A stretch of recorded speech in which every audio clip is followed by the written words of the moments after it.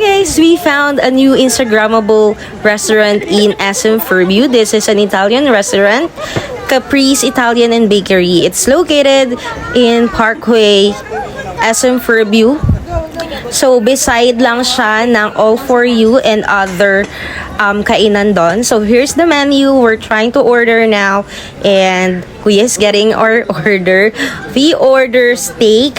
Different kinds of steak because we wanted to taste the different kinds of steak that they have. So, yan. As you can see, very serene ang place. And here's the food. We got medium rare T-bone, porterhouse, and rib-eye steak.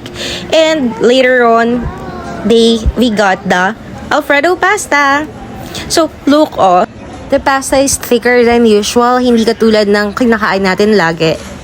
You know, we ordered steak because during those times, they have a promotion. I think 50% off. And here's the price now. T-bone is 395 pesos, 495 for porterhouse.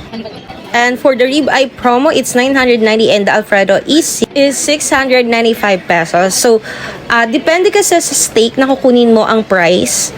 Sabi ko nga sa inyo, tinry namin yung tatlong klase ng steak na meron sila. Of course, yung pinaka-high quality is the rib-eye.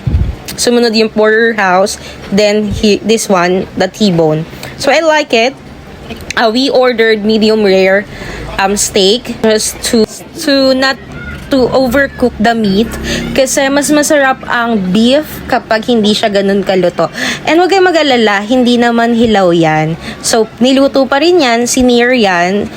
And I'm currently tasting it and I kinda like it. But we're going to rate it as 8.5 over 10. But for the ambience, it's 10 over 10. So this is the rib-eye steak, medium rare. As you can see, hindi naman siya hilaw. And sobrang soft ng meat niya. But maybe we prefer to sear it just a little longer. Dun lang sa sear yung medyo needs improvement, but for the porterhouse and the T-bone, it's great. For me, siguro depende naman to sa pagkain mo at saka preference mo pagdating sa steak. You know what? Hindi ko maalala, but I think this is my first time to eat steak. I don't know, or I just don't remember it. So now we're throwing the pasta. So you can see, diba, it's thicker than usual. Medyo nakakapanibago. Siguro hindi lang ako sanay sa ganitong texture ng pasta, but it's okay. It's good naman. It tastes good naman for a pasta. Maybe hindi lang tayo sanay sa mga ganitong real na Italian pasta pa. I think. But good naman. Nagustuhan ko naman siya. Nagustuhan rin naman nila. Maybe 8 over 10. For the rating of this pasta. And tinake out na namin siya kasi sobrang nakakabusog ang mga food. Sobrang nakakabusog yung steak. Wala pang ang kanin yan. Pero meat lang. Tsaka yung mashed potato. But sobrang nakakabusog na siya. And for me, it's worth the price.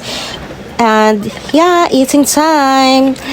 Always remember that you deserve to treat yourself paminsan-minsan. Deserve mo yan. Bye-bye!